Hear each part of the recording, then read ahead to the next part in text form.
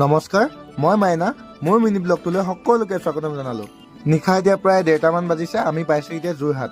নিতাল নিশা বহুতৰ সপোন, বহুতৰ আশালৈ আগবাঢ়ি গৈ আছোঁ গুৱাহাটী অভিমুখে। এই গভীৰ নিশাটোত আপোনালোকে চাগে টোপনিত এতিয়া মাতাল হৈ আছে, নহয়নে বাৰু? যি কি নহওক, আমি এতিয়া পালোহি নুমলীগড়। চাওকচোন বাৰু, পোহৰত কিমান ধুনীয়া লাগিছে ৰাস্তাটো। দেখোঁতে জেগাডোখৰ ভয় লগা নিচিনা লাগিছে ন? হয়, জেগাডোখৰ ভয় লগাই হয় বাৰু।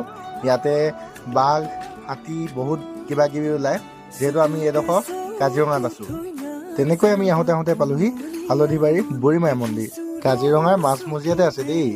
এয়া হৈ গ'ল বুঢ়া পাহাৰ। তাৰপিছতে পামগৈ আমি জখলাবন্ধা।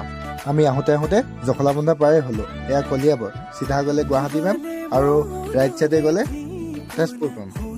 এতিয়া সময় প্ৰায় 4:30 হৈছে। অলপ পোহৰ হৈছে, চাওকচোন বাৰু। পোহৰ হৈ গ'ল, কিন্তু প্ৰকৃতিৰ সৌন্দৰ্যটো চাওকচোন, কিমান যে মনোমোহা।